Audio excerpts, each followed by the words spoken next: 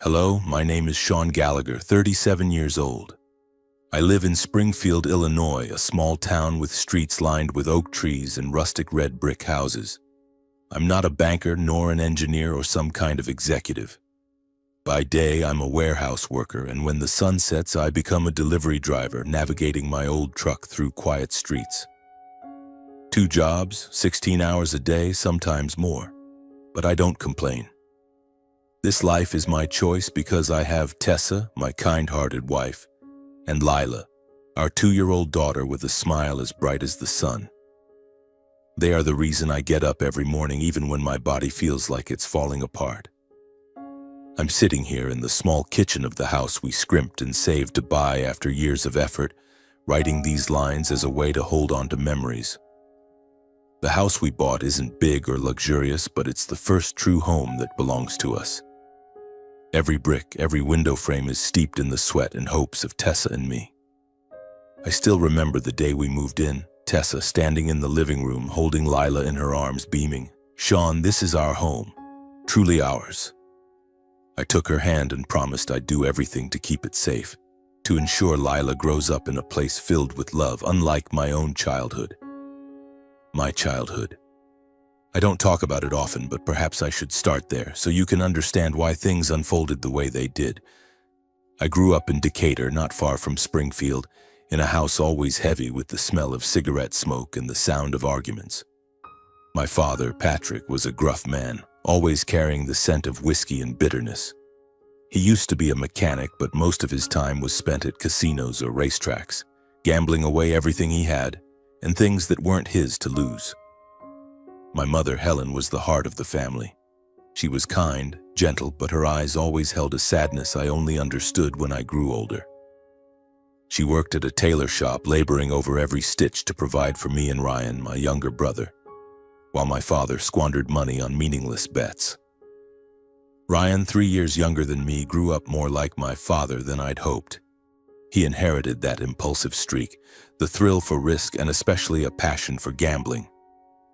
As a teenager, Ryan would sneak money from Mom's savings to bet on basketball games and later on worse things. I remember the nights Mom sat crying in the kitchen, holding my hand tightly, whispering, "Sean, you're my pride. You're different from them. You'll do something good." Those words were like a small flame guiding me through dark days. I loved my mother more than anyone in the world. She was the only one in the family who made me feel like I was worth something. Every week I try to drive back to Decatur to visit Mom. Those trips are the most precious moments of my life. I'd sit with her in her small kitchen drinking the strong black coffee she brewed, listening to her stories about the old days when she was young and full of dreams. She often talked about her treasure, a portfolio she said would secure my future. I'd just smile, thinking she was comforting me that it was just money from life insurance or some small savings. Once when I was a kid, she showed me paper stock certificates carefully stored in a metal box under her bed. I didn't understand their value, only that she cherished them like a sacred secret. "One day, Sean," she said, her eyes sparkling, "you'll understand." My life in Springfield isn't glamorous, but it's steady. I start my day at 5 in the morning when the air is still misty. I head to the warehouse where I haul heavy crates, sweat soaking through my shirt. At night, I drive deliveries, weaving through quiet streets, the radio playing old songs Tessa loves. Tessa, she's a preschool teacher with a gentle smile that can soothe any heart. She loves the kids, loves her job, even though the pay is never enough. Lila, our little girl, is the center of our world. Every time Lila runs into my arms calling "Daddy" in her clear, bright voice, all my exhaustion melts away. Then one evening, after a late delivery shift, I got a call from Mom. Her voice was frail, unlike her usual self. "Sean, can you come visit me?" she asked, her voice trembling.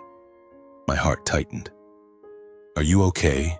I asked, but she just chuckled softly, saying she just missed me.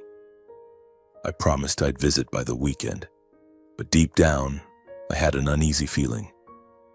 I didn't know that just a few days later, everything I knew about my family would come crashing down.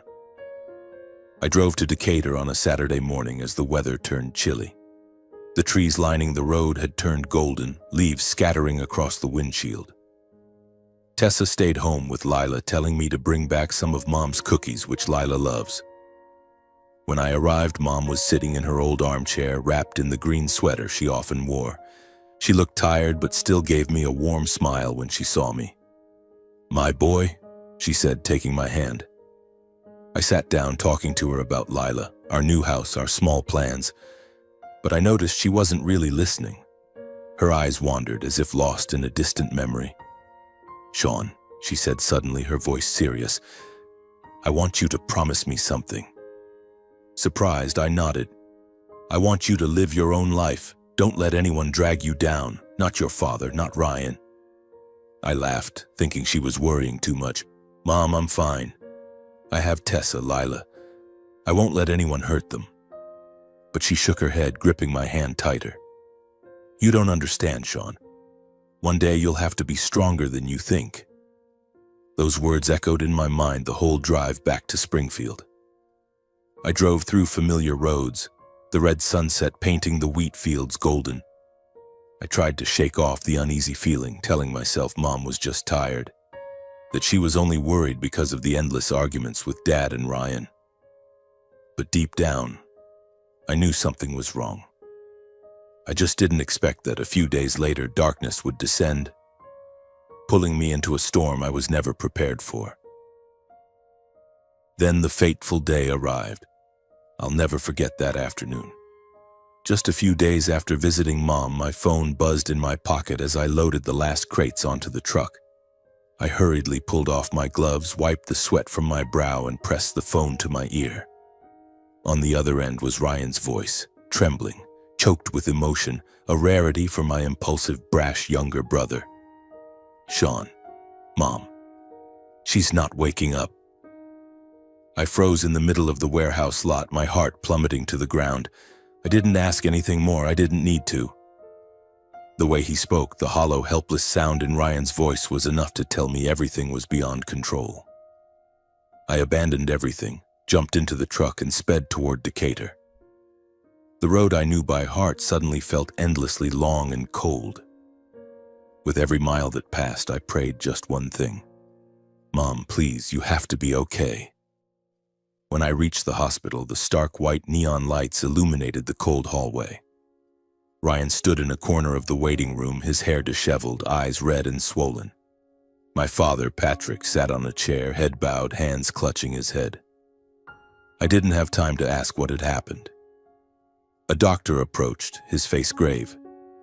"Are you Sean Gallagher?" he asked. I nodded, my throat dry. "Your mother. She didn't make it. We did everything we could, but the heart attack was too severe." I stood there, stunned, as if the entire world had collapsed beneath my feet. Ryan burst into tears, but all I could hear was the pounding of my own heart. Dad said nothing, just stood up and walked away as if he couldn't bear to face me. I don't clearly remember how I got through the next few hours. I sat by Mom's hospital bed, looking at her lying there, her face peaceful as if she were sleeping. I held her hand cold to the touch and whispered, "Mom, I'm sorry. I should have come sooner." But she didn't answer. She was gone, taking my entire world with her. The next day I stepped into the house, the old house where I grew up, and felt the air suffocatingly heavy. The smell of cigarette smoke still lingered, and the kitchen where Mom used to sit was now empty and cold. Ryan sat at the table, face buried in his hands, hair a mess, eyes red. Dad, meanwhile, sat on the sofa holding a glass of whiskey as if nothing had happened. "Your mom was always weak," he muttered, as if shrugging off responsibility. I didn't say anything. If I had opened my mouth then, I might have screamed, might have hit him, might have shattered in front of Ryan. Instead, I clenched my fists and turned away. The funeral took place 3 days later. The sky poured cold rain. I stood by Mom's grave, my arm around Tessa's shoulders, while Lila slept in her arms, unaware of what was happening. Old neighbors, Mom's friends, and a few colleagues from the tailor shop came to pay their respects. They whispered that she was a good woman, someone who quietly sacrificed. I heard every word, each one piercing my heart like a needle. After the funeral, when almost everyone had left, Patrick called me out to the back porch. He stood under the awning, taking a drag from his last cigarette, and said casually, as if nothing had happened, "I know your mom had life insurance. You're the beneficiary, right?" I looked at him. There was no trace of grief in his eyes, just anticipation, like he was waiting for a slice of a pie he hadn't helped bake. I nodded slowly. "Yeah." She left it to me. Ryan stepped closer, his voice hoarse but his eyes gleaming. "Split it, Sean. Split it, Sean. It's Mom's money. She wouldn't want us left with nothing while you keep it all." I looked at the two men before me, my own flesh and blood, yet so painfully distant. I knew if I refused, there'd be trouble. Mom had just passed. I didn't want to argue on the day we said goodbye to her. I also didn't want to worry Tessa or let Lila grow up witnessing a family torn apart over money. "Fine," I said, my voice dry. "I'll split it. Each gets a share, but only this once." They didn't thank me. They just nodded as if it was a given. I knew then that I had opened a door that would not be easy to close later.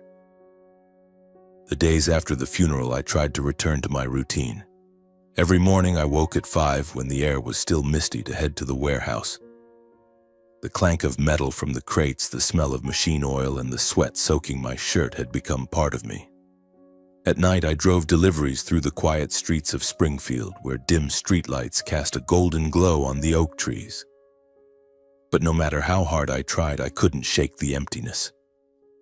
Mom was gone, and her final words, "You'll have to be stronger than you think," echoed in my mind like a prophecy I wasn't ready to face. Tessa noticed the change in me. She didn't say anything, but I saw the way she looked at me when I sat dazed at the dinner table, or how she squeezed my hand tighter when Lila ran into my arms. "Are you okay, Sean?"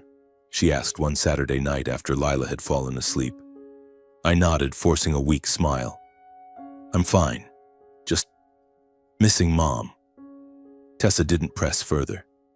She just hugged me, her warmth a reminder that I still had a family, a home to protect. But that home was soon invaded. 3 months after the funeral, I got a call from Ryan. I was on a break at the warehouse, sitting on an old wooden crate eating a sandwich Tessa had packed. My phone buzzed in my pocket, and when I saw Ryan's name, that uneasy feeling crept back. "Sean, you free?" His voice was hoarse, like he'd just woken up after a long night. "I need to talk." "About what?" I asked, trying to keep my tone steady. "Can we meet tonight at your place? I need help." I wanted to say no, to tell him I was tired, that I didn't want to get tangled in his mess. But the memory of Mom, of how she always hoped Ryan and I would get along, stopped me from refusing. "Fine," I said. "Tonight, 7 o'clock. When I got home, Tessa was playing with Lila in the living room. Lila was stacking wooden blocks into a wobbly tower, giggling each time it fell. Tessa looked up, saw my face, and asked, "What's wrong, Sean?" I told her about Ryan's call. She frowned but said nothing. Tessa knew my brother well, the times he borrowed money from Mom, the family arguments. But she also knew I couldn't turn my back on Ryan, not because I wanted to help, but because of Mom. At 7, Ryan showed up at our door. He was thinner than the last time I saw him, his hair a mess, his shirt crumpled like it was pulled from the bottom of a laundry basket.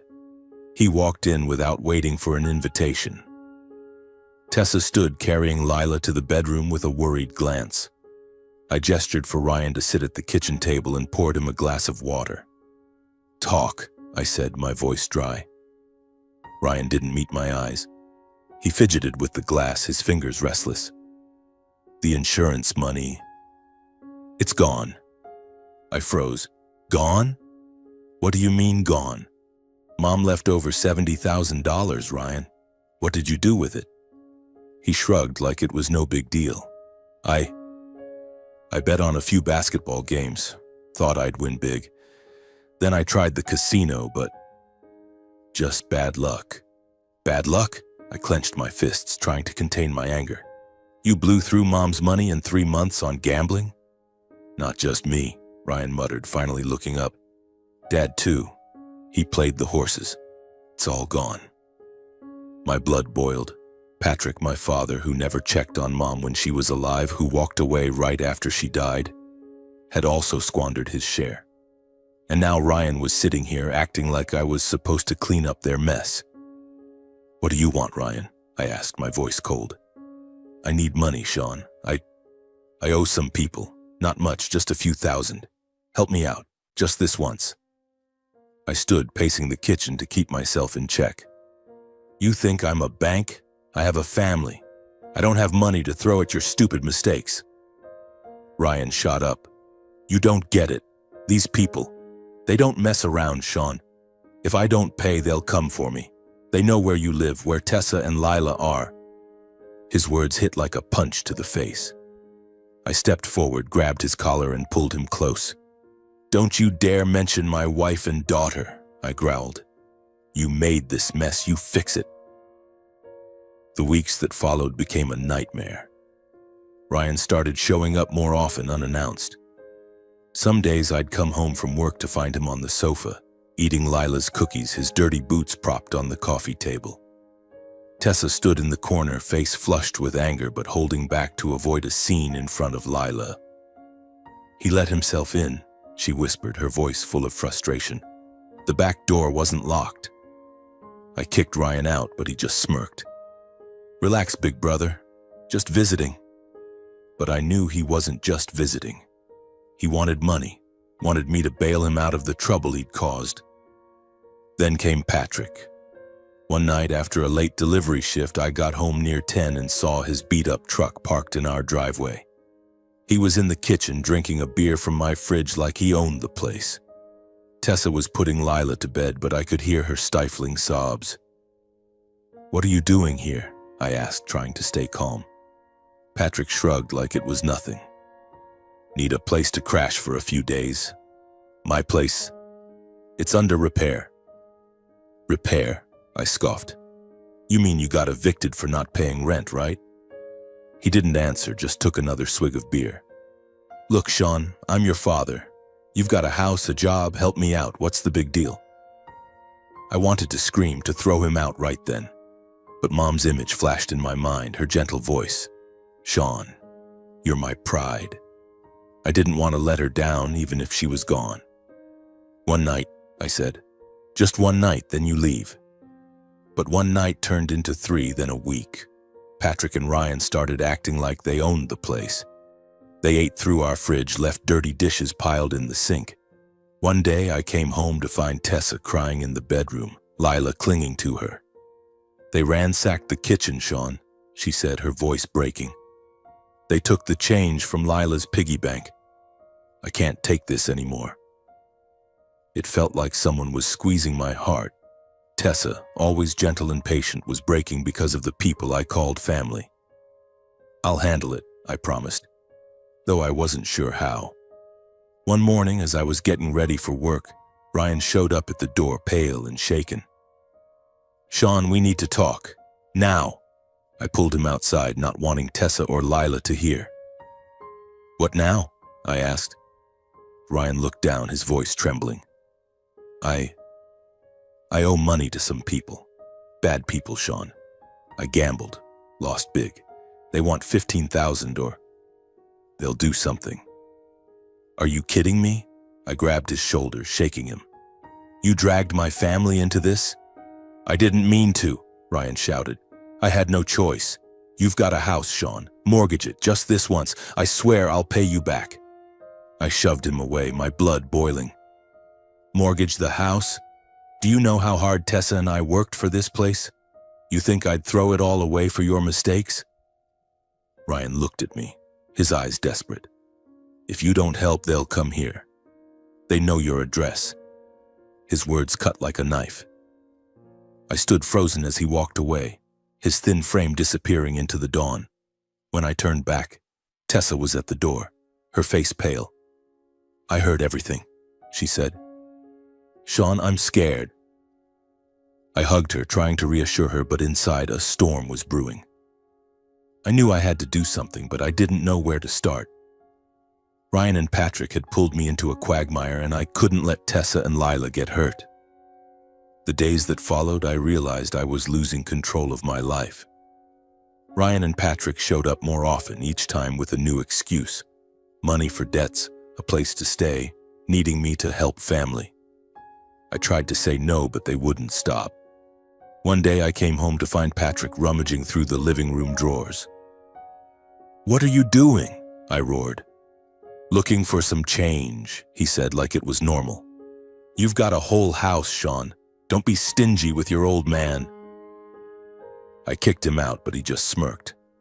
"You're too much like your mom. Always thinking you're better than everyone else." His words stung like a slap. I wanted to argue, but they reminded me of Mom, of how she always protected me even when she had no strength left. Tessa started to change. She smiled less, checked the locks before bed, and held Lila tighter at every strange noise outside. One night, as I read Lila a bedtime story, Tessa pulled me into the kitchen. "Sean, I can't live like this anymore," she said, her voice trembling. "They're destroying us. I'm scared one day Ryan's creditors will show up here." I knew she was right. I'd tried to keep my promise to Mom to be a good brother, a good son, but now I had to choose. My little family or the relatives who'd turned their backs on me long ago. A week later, I decided to confront Ryan. I called him to a small coffee shop on the outskirts of Springfield, where no one knew us. I sat across from him, looking into the tired, desperate eyes of my younger brother. "Ryan," I said, my voice calm but firm, "this is the last time I'm talking to you about this. I'm not mortgaging the house. I'm not giving you another dime. You need to fix your own mess." Ryan slammed his hand on the table, drawing looks from a few patrons. "You think I want this? You think I don't regret it? But I'm out of options, Sean. Those people, they'll kill me." I looked at him, and for the first time I didn't see my brother. I saw a man consumed by gambling just like our father. "I'll help you one last time," I said. "I'll take you to the police. You tell them everything about the people you owe. They'll protect you." Ryan shook his head, his eyes red. "You don't get it. The police can't help. These people have connections everywhere." He stood and stormed out, leaving me with a cold cup of coffee. That night I couldn't sleep. I lay beside Tessa, listening to her steady breathing, but my mind was flooded with images of Mom, Ryan, and the unseen dangers closing in. I thought about the treasure Mom had mentioned, the stock certificates in the metal box under her bed. Did they really exist? Could they be a way out for me, for Tessa and Lila? 6 months after Mom's death, my life felt like an old truck rattling down a bumpy road, always on the verge of breaking down. One morning, as I was getting ready for work, my phone buzzed. An unfamiliar number flashed on the screen. I hesitated, thinking of the man in the black car from a few weeks ago, but I answered anyway. "Hello, this is Sean Gallagher." "Good morning, Mr. Gallagher," a calm, professional voice replied. "I'm Daniel Harper, an attorney with Harper & Associates in Decatur. I'm contacting you regarding your mother, Helen Gallagher's estate. Can you come to my office tomorrow morning? There are some important matters to discuss." I froze, my hand tightening around the phone. "Estate? You mean the life insurance? I already received that." Harper chuckled softly, a sound both gentle and meaningful. "Not exactly, Mr. Gallagher. It's something else. I'll explain when you come. 10 o'clock tomorrow morning, does that work?" I nodded, though he couldn't see me. "Yeah, I'll be there." When I hung up, my heart was pounding. Estate? Mom never mentioned anything beyond the life insurance and those old stock certificates in the metal box. I remembered the time she showed them to me when I was a kid, her eyes sparkling as she talked about her treasure. Back then, I thought she was just comforting me, that it was just some small savings. But Harper's voice, the confidence in his words, made me feel something bigger was waiting. The next morning, I took a half-day off from the warehouse and drove to Decatur. Harper & Associates was in a quiet corner of town, a red brick building with gleaming glass doors. I walked in, feeling out of place in my rumpled work clothes, sweat still lingering on my brow. A secretary smiled and led me to Harper's office. Daniel Harper was a man in his 50s with salt and pepper hair and a sharp navy suit. He stood, shaking my hand with a firm grip. "Thank you for coming, Mr. Gallagher," he said, gesturing to a chair across from his desk. "I know this might be unexpected, but your mother, Helen, left behind a significant estate." I sat down, trying to stay calm. "What estate?" "I thought everything was settled with the insurance." Harper smiled, pulling a thick, neatly bound folder from his desk drawer. "Helen was a very smart woman, Mr. Gallagher. She didn't just leave life insurance. She set up an independent trust, and you are the sole beneficiary." I blinked, unsure if I'd heard correctly. "A trust? What do you mean?" Harper slid the folder toward me, opening it to a page filled with numbers and charts. "Helen started investing in stocks over 20 years ago, back when she worked at the tailor shop. She picked small tech companies, names no one paid attention to at the time, like a little software firm in Silicon Valley or an e-commerce startup. Some of those companies are giants now. Her portfolio is currently worth approximately $15 million. I felt the blood drain from my face. $15 million? I repeated, my voice hoarse, the words barely forming. "You're kidding me, right?" Harper shook his head, his eyes serious. "I'm completely serious. Helen established this trust 10 years ago with the condition that only you could access it. No one else, not your father, Patrick, nor your brother, Ryan, has any claim to it. She signed a very strict contract to ensure it can't be contested." I sat there, stunned, my mind reeling. $15 million. The number was so vast, so far beyond the life of a warehouse worker like me, whose biggest dream was paying off the house mortgage. I thought of Mom, of the nights she stayed up late in the kitchen poring over calculations, of how she always spoke of her treasure with glowing eyes. It wasn't just comfort. It was real. Harper handed me a separate sheet of paper. "Helen also left a note for you." I took it, instantly recognizing Mom's slanted handwriting. It wasn't a long letter, just a few short lines, but they were enough to make my heart ache. "Sean, my dear son, this is my final insurance for you. I know life hasn't been easy, and I know family can drag you down. Use this to build a good future for Tessa and Lila. Don't let anyone take your freedom away. I love you." I folded the paper, tears welling up. Mom had known long ago that Patrick and Ryan would become a burden. She'd quietly worked, invested, saved, just to ensure I had a chance she never had. "Why didn't she tell me?" I asked, my voice trembling. Harper sighed. "Helen knew that revealing this could cause trouble. She wanted to protect you, and she wanted this money disclosed only after she was gone. She chose me to manage the trust with the condition that I contact you only when things were settled." Harper continued. "I know you're facing difficulties. Helen mentioned your father and brother. She worried they'd pressure you. That's why the trust was set up discreetly. But now that you know, you can access the funds whenever you're ready. I'd advise caution. Wealth like this can attract unwanted attention." I nodded, but one thought consumed me. Ryan and Patrick. If they found out about this trust, they'd cling to me like leeches. And those loan sharks Ryan owed, if they caught wind of this money, they wouldn't stop at $15,000. "So, what do I do now?" I asked. Harper pulled out another stack of papers. "You can start by opening an account to transfer the funds from the trust. I can help you plan, reinvest, buy a new house, or set up a fund for your daughter, Lila. But most importantly, you need to keep this quiet, at least until you're ready." On the drive back to Springfield, I drove slower than usual, my mind a mess. $15 million. That money could change everything. Pay off the mortgage, move Tessa and Lila somewhere safe, give Lila a future I never dared dream of. But it could also destroy everything if Ryan or Patrick found out. I thought of Mom's words. "Don't let anyone take your freedom away." She was right. I had to protect Tessa and Lila, no matter the cost. The days following my meeting with Harper, I tried to keep the trust fund a secret. I didn't tell anyone, not even Tessa, the full details of the money. I only told her that Mom had left behind an estate, enough for us to start over if needed.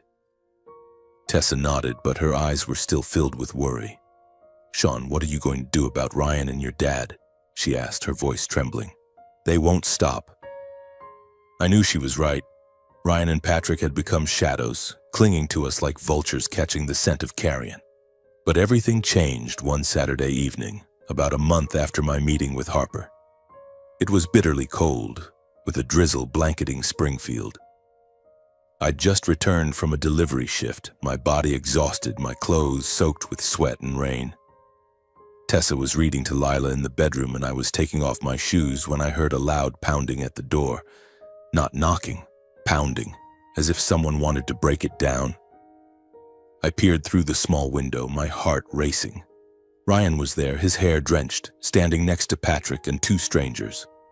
One of them, a tall man in a black coat, stood out. "Sean, open the door. We need to talk," Ryan shouted. The noise drew Tessa's attention. She appeared at the bedroom door, her face pale. "Sean, don't open it," she whispered, clutching Lila tightly. But the pounding grew louder, and I heard Patrick's voice. "Open the door or I'll break it down." I knew I couldn't avoid this. I opened the door, standing firm in the doorway. "What do you want?" I asked, my voice cold. Ryan stepped forward, but the man in the black coat raised a hand to stop him. He looked at me, his eyes sharp as knives. "Sean Gallagher, right? Ryan says you've got money, a lot of it. We're here to collect our share." I clenched my fists, trying to stay calm. "I don't have anything. Whatever Ryan owes you, name the amount. I'll pay it, but don't come here again." The man in the black coat smirked. 15,000? That's just the start. Ryan says you inherited a fortune from your mom. I don't like being played, Sean." Patrick pushed forward, his voice slurred. "Tell us, Sean. Where's the money? Tessa put you up to this, didn't she? That girl always wanted to tear the family apart." I turned to Patrick, my blood boiling. "Shut up. Don't talk about Tessa." But before I could say more, the man in the black coat stepped closer, pointing at my face. "Don't mess with me, Sean. I know you've got money. Hand it over or things will get worse." Tessa, from inside the house, had already started calling the police. The sound of her talking on the phone made the man in the black coat back off quickly. My father and brother didn't dare make a move either. They retreated after hurling threats and insults at my family. While waiting for the police, I held Tessa and Lila, trying to comfort them. Tessa was trembling, tears streaming down her face. "Sean, I can't live like this anymore," she said, her voice choked with emotion. "You have to choose. Either Lila and I get to live in peace or we'll be trapped by them forever." I looked into Tessa's eyes, seeing her pain and desperation. Lila clung to my neck, sobbing. I knew she was right.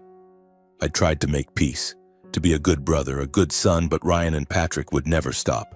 They'd crossed the final line. The police arrived 10 minutes later, their red and blue lights flashing in the rainy night. I told them everything, from Ryan's debts to the threats. They took notes, promised to patrol the area, but the lead officer's look told me they couldn't protect us forever. That night, after Lila fell asleep, Tessa and I sat in the kitchen, the dim yellow light casting shadows on the old wooden table. Tessa held my hand, her voice more resolute than ever. "Sean, we have to leave. Use the money your mom left to move somewhere new, somewhere they can't find us." I looked into Tessa's eyes, seeing a mix of desperation and determination. She had endured too much. Ryan's late-night door-pounding, Patrick's venomous accusations, the cold stare of the man in the black coat outside our home. Lila, our little girl, was starting to sense the fear, even if she didn't understand why her mother held her tighter every time the doorbell rang. Tessa was right. I couldn't let them keep being dragged into the mess Ryan and Patrick had created. Mom had given me a chance, $15 million in a trust fund to build a life of freedom, and I couldn't let it slip away. "Okay," I said, my voice hoarse. "We'll leave. I'll contact Harper, arrange everything. We'll start over, just the three of us." Tessa hugged me, tears streaming down her cheeks. "Thank you, Sean," she whispered. "Thank you for choosing us." But deep down, I knew this choice wasn't easy. Cutting ties with Ryan and Patrick wasn't just about leaving a place. It was about abandoning a part of my past. The memories of Mom, of the days when Ryan and I were kids running through the wheat fields in Decatur, when he wasn't consumed by gambling, when Patrick was still a father, flawed but present. Despite the pain they'd caused, they were still family. But when I thought of Lila, of her bright smile, I knew I had no other choice. The weeks that followed were a whirlwind. I contacted Daniel Harper, Mom's lawyer, to transfer a portion of the trust fund into a secure account. Harper, with the caution of someone who'd seen plenty of family drama, advised me to keep everything under wraps. "You need to disappear completely," he said over the phone, his voice calm. "No traces, no phone number, no address. I'll help you handle the paperwork." I agreed. We decided to sell our house in Springfield, the first home Tessa and I had built, where Lila was born, where we'd poured our sweat and hopes. Every brick, every window frame held memories. Lila's laughter as she took her first steps, the nights Tessa and I sat at the kitchen table dreaming of a better future. But now those memories were overshadowed by Ryan's pounding on the door, Patrick's shouting, and the fear in Tessa's eyes. The house was no longer safe. I found a discreet real estate agency to sell the house quickly and anonymously. While waiting, Tessa and I discussed where we'd go. One night after Lila was asleep, we spread a map on the kitchen table, the yellow light illuminating its hand-drawn lines. "Oregon," Tessa suggested, her finger pointing to a spot on the map. "I read it has forests, the ocean, clean air. Lila would love running around outside."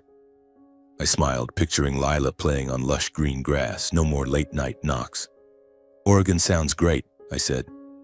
But I was also thinking about Vermont. I saw pictures of small villages there with roads covered in golden leaves, peaceful hills. We could start fresh. Tessa tilted her head, a soft smile forming. "Vermont? Sounds like a dream. A place where Lila can grow up without fear." In the end, we chose Stowe, Vermont, a small town nestled among green hills and vibrant maple forests. Harper helped us find a rental, a cozy wooden house with a backyard overlooking a sparkling stream, its waters gurgling over smooth pebbles. "No one will know you're there," Harper said when he sent the lease agreement through an encrypted email. "I'll ensure all paperwork is handled so no one can trace you." The sale of the Springfield house went quickly. We packed our most cherished belongings, Lila's photo album, the old armchair Tessa loved, and the metal box containing Mom's stock certificates, which I kept as a sacred keepsake. I didn't contact Ryan or Patrick, didn't leave a letter or message. I wanted them gone from my life, the way they'd turned my home into a battlefield. The day we left Springfield, a light drizzle fell, raindrops streaking down the car windows. I stood in front of the house one last time, looking at the golden oak trees, the streets where I'd driven deliveries every night. Tessa held Lila, who was dozing in her arms, unaware we were leaving the place where she was born. "You okay?" Tessa asked, placing a hand on my shoulder, her voice gentle but tinged with worry. I nodded, though my heart was heavy. "Yeah, let's go." We got in the car, leaving Springfield in the rearview mirror. I didn't look back, but inside I knew I was leaving a part of myself behind. The part tied to Mom, to the hard but meaningful days. Stowe, Vermont was a different world. The wooden house we rented sat at the end of a winding path, surrounded by towering maples, their leaves blazing red in the fall, lush green in the summer. The stream behind the house babbled, reflecting sunlight through the trees. No car horns, no late night pounding on the door, just birdsong, the rustle of wind through leaves, and Lila's clear laughter as she ran in the yard, collecting shiny pebbles or chasing butterflies. Tessa regained her smile, the tension that had haunted her eyes in Springfield slowly fading. Lila loved the backyard, where she built sandcastles from damp soil or sat on the grass watching Tessa plant sunflowers, Lila's little sons. Watching them, I felt my heart healing bit by bit. I contacted Harper through a new phone number, ensuring no one from our past could track us. He helped me transfer a portion of the trust fund into a bank account, enough for us to live comfortably without grinding ourselves to the bone. But Tessa and I didn't want to just sit back and spend money. We wanted to build something meaningful, not just for us, but for Lila and the community we now called home. One evening, as we sat by the fireplace, its crackling glow lighting up Tessa's face, she took my hand and said, "Sean, I want to open a preschool. I love teaching kids, and here I think we could create something special.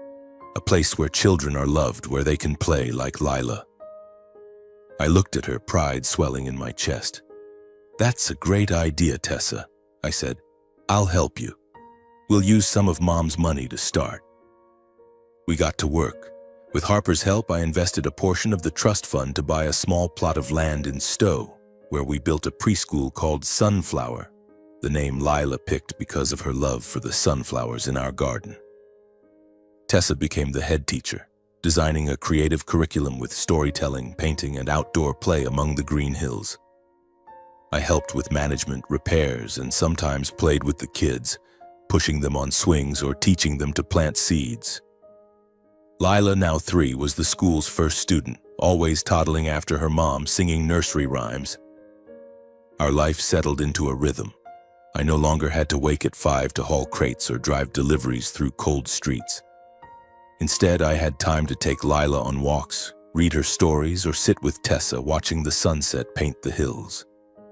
The trust fund money gave us financial security, freedom from the grind of survival. But more than that, it gave us the freedom Mom had hoped for. The freedom to live true to what we valued: family, love, and peaceful days. 3 years later, an incident made me suddenly think of Ryan and Patrick. One morning, I took Lila to Stowe Hospital for a routine checkup. In the waiting room, I saw a young man about my age sitting by the bedside of an elderly man with white hair, frail and lying in a hospital bed. The young man held the older man's hand, gently wiping sweat from his forehead, whispering words of comfort. "Dad, you'll be okay," he said, his voice warm and steady. The old man smiled weakly, his eyes lighting up as he looked at his son. The scene tugged at my heart. I thought of Patrick, of the times he was drunk and yelling in my face, of the harsh words he threw at Tessa. I thought of Ryan, of the days when we were kids, when he was the mischievous little brother trailing me through the wheat fields in Decatur. I had cut off contact with them, but a part of me, the part tied to Mom, to family memories, still wondered how they were doing. Had Ryan escaped the quicksand of gambling? Had Patrick changed even a little? I didn't plan to find them, but the image of the son caring for his father in the hospital wouldn't leave me. I needed to know, not to reconnect, but to fully close the door on the past. After dropping Lila off at home, I told Tessa I needed to go back to Decatur one last time. "Just to see how things are," I said. "I promise I won't contact them." Tessa looked at me, her eyes filled with worry but also understanding. "Are you sure, Sean? You don't have to do this." "I know," I replied, "but I need to for Mom, for myself." I drove to Decatur on an autumn day when the wheat fields glowed golden under the pale sunlight. Mom's old house came into view at the end of the road, but it had changed. The front yard was neat, the fence freshly painted, and a strange car was parked out front. I stopped the car, my heart pounding. The house no longer belonged to our family. Someone had bought it, turned it into their home. I got out and walked to the house of Ms. Martha, Mom's old neighbor. She was watering plants in her yard, her silver hair glinting in the sun. When she saw me, she gasped, setting down her watering can. "Sean, my goodness, when did you get back?" "Just today, Ms. Martha," I said, managing a smile. "How are you?" "The house. Who lives there now?" Ms. Martha sighed, gesturing toward the old house. "A young family bought it 2 years ago. They fixed it up, made it real nice." "But Sean, are you here because of, your dad and brother?" I nodded, my throat tightening. "Do you know anything about them?" Ms. Martha led me into her kitchen, brewing 2 cups of strong black coffee just like Mom used to make. She sat down, her voice low and somber. "Ryan, he was arrested a few months ago. Got caught in a big betting fraud scheme, racked up debts. He's in prison now, probably for a few years." I sat, a mix of relief and heartache washing over me. "And my dad?" I asked. Ms. Martha looked out the window, her gaze distant. "Patrick. He passed away last year in a gambling rehab facility on the outskirts of town. He lived alone, Sean. No one visited except Ryan a few times before he got locked up. I heard he got weak, not like he used to be." I sat in silence, sipping the coffee, its bitterness filling my mouth. I didn't feel joy, but I also didn't feel the pain I'd expected. Ryan and Patrick had chosen their paths, and though they were family, I couldn't let them drag me down with them. Mom had known that, and she'd given me a way out: the trust fund, her note, and her belief that I could do better. "Thank you, Ms. Martha," I said, standing. "Take care of yourself." She took my hand, her eyes kind. "You're like your mom, Sean. She'd be proud of you." Driving back to Stowe, I felt a strange sense of relief. The past was closed, not with forgiveness or reconciliation, but with acceptance. Ryan and Patrick had gone too far, and I couldn't save them. But I could protect Tessa and Lila, building the life Mom had sacrificed everything to give me. One autumn afternoon, as Stowe's maples blazed red and gold, I pushed Lila's bike through a park near our house. "Now 5, she giggled as the wheels crunched over dry leaves. Tessa walked beside me, holding my hand, her smile as gentle as the day we met. The sunset bathed the grass in warm gold. I looked at Lila, at Tessa, and a soft smile spread across my face. We were free from late-night knocks, from threats, from the shadow of the past. But that freedom came at a cost. I still carried scars, memories of Mom, of trying to save Ryan, of Patrick's cruel words. They'd never fade, but they reminded me to cherish what I had. A small family, a warm home, and a life Mom had given everything to make possible. I stopped to tie Lila's shoelace. She looked at me, her eyes sparkling. "Daddy, can I ride faster?" "Sure, sweetheart," I said, smiling, "but I'll always be here, keeping you safe." As Lila pedaled off, her laughter echoing in the sunset, I knew that no matter how painful the past was, I'd kept my promise to Mom and to myself. This is my story, from an exhausted warehouse worker in Springfield trapped by late-night knocks and the shadow of the past, to a man who found peace in Stowe, Vermont, beside Tessa and Lila, in a small wooden house overlooking a sparkling stream. My life now is full, free, with days spent pushing Lila's bike under the sunset, and evenings by the fireplace, listening to Tessa talk about the kids at Sunflower Preschool. But sometimes I wonder if my choice was truly right. If cutting off Ryan and Patrick completely, leaving behind memories of Mom and the old days, was too high a price for the freedom I now hold. I don't know. All I know is that my wife and daughter are happier and freer than ever. For me, that's enough.